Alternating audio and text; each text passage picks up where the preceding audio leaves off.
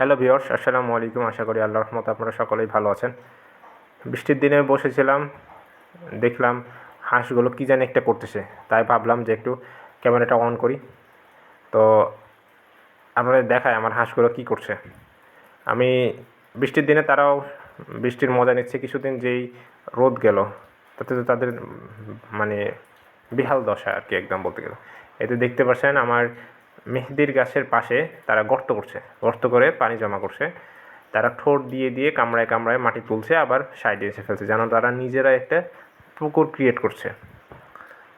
তো জানি না, আমার ফার্স্ট আর কি অভিজ্ঞতা হাঁস সম্বন্ধে। আমি এর আগে কখনো হাঁস সেরকম বুঝি না, হাঁসের লালন পালন মানে ইচ্ছা করেই হাঁস পোষা আর কি। আমাদের বাসায় আমি স্টুডেন্ট, তো আমি কখনো পশু পাখির দিকে দেখিনি, কিন্তু হঠাৎ করে বাসায় কিছুদিন ধরে আসি, তো ভাবলাম যে কিছু পশু পাখি তুলি আর কি।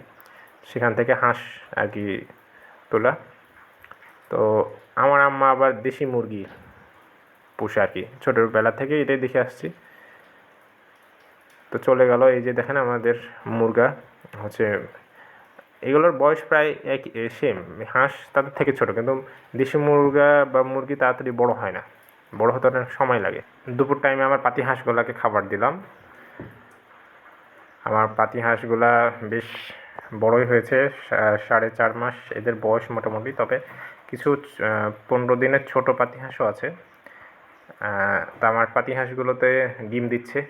এখানে বেশ কিছু জাতের পাতি হাঁস আছে, বলতে হচ্ছে কিছু দেশি আছে, কালোগুলা দেশি, আর আপনারা তো খাকি ক্যাম্বেল নাম শুনেছেন, ডিম পাড়ার জন্য বিখ্যাত পাতি হাঁস, সেগুলো আছে। তো আমার আলহামদুলিল্লাহ পাতি হাঁসে ডিম দিচ্ছে, 2টা পাতি হাঁসে।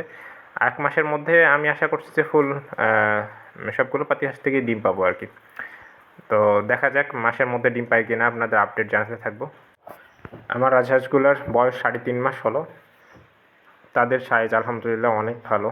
তারা দিনে 1-2বার দানাদার খাবার খায়, আবার বাকি টাইম হচ্ছে লতাপাতাই খায়। এইগুলো দেখছেন ভুট্টা গাছ, তো তাদেরকে ভুট্টা গাছের পাতা দেই আর কি, খুব পছন্দের সহিত খাই। আমি ভুট্টা গাছে লাগাইছিলাম হচ্ছে কয়েকটা বীজ লাগাইছিলাম আর কি, মোটামুটি 100 বীজ লাগিয়েছিলাম। তো গাছগুলো ভালোই হয়েছিল, কিন্তু সার বা কীটনাশক না দেওয়ার কারণে সেই রকম ভুট্টা হয়নি আর কি। ভুট্টা হয়েছে কিন্তু ভেতরে ফল হয় না। এই যে দেখতেই পাচ্ছেন আর কি, দেখা যাচ্ছে যে ভেতরে কেমন ফল। এইটাতে তাও কিছু ফল আছে, কিন্তু কিছু কিছু ভুট্টোতে ফলই নাই, আসলে জিরো ফল আর কি। তো যাই হোক, ভুট্টো ফল হয়েছে কিনা সেটা বড় বিষয় না। আমার ভুট্টো গাছগুলো তাও রাজহাঁসকে খাওয়ানো হচ্ছে। তাদের তো মানে তাদের প্রধান খাবারটা হচ্ছে ছাগলের মতো ঘাস বা লতাপাতার আর কি, দানাদার খাবারটা আর কি 1 বেলা 2 বেলা দিলেই হয়। হ্যাঁ, তাদের খাবার খরচ অনেক কম, আর তাদের যে খাবার খরচের ডিমান্ড সেটা অনেক কম। তারা ঘাস লতাপাতা পেলেই খুশি। আমার খুব ভালো লাগে আর কি রাজহাঁসদের। আমাদের বাড়ির আম গাছে কিছু আম এসেছে, তো প্যাকেট করে দিয়েছি আর কি। প্যাকেটগুলো একটু লুজ, কারণ হচ্ছে এগুলা মানে আগের বছরের প্যাকেট, তো এজন্য বৃষ্টির পানিতে ছিঁড়ে গেছে। তারপরেও আর কি প্যাকেট করে দিয়েছি। প্যাকেট করলে আমের হচ্ছে পোকামাকড় থেকে রক্ষা পাই, আবার হচ্ছে কীটনাশক খুব একটা ব্যবহার করা লাগে না, আমগুলো ভালো থাকে। আমের কালারটা চেঞ্জ হয়ে যায়।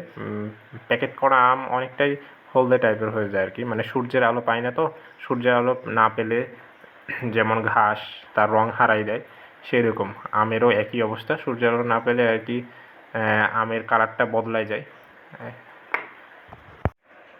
বৃষ্টির কারণে পশু পাখির অবস্থা খুব খারাপ। যদিও পাতি হাঁসের অনেক মজা হয়েছে, তারা সবসময় পুকুরে নেমে থাকে, কিন্তু ছাগল মুরগি যেগুলো হচ্ছে শুষ্ক জায়গায় থাকে, তাদের খুব সমস্যা হয়েছে।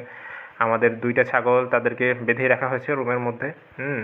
এখানে আবার আমাদের একটা কুচেই বসে আছে। এবার ভাবছি চীনা হাঁসের ডিম দিয়ে মুরগিটাকে বসাবো। কবুতরগুলোকে বাসার মধ্যে নিয়ে আসছি। খুব পছন্দের কবুতর আমার এই সাদাগুলা।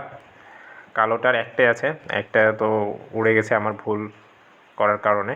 মানে আমি ছোটোতে ছেড়ে দিয়েছিলাম, ছেড়ে দেখছিলাম আর কি, এর মধ্যে ছোটো থাকতে উড়ে গেছিলো, আর ফিরে আসে নাই। তো আজকে এই পর্যন্তই, ভালো থাকবেন। দেখা হবে নেক্সট কোনো ভিডিওতে। আসসালামু আলাইকুম।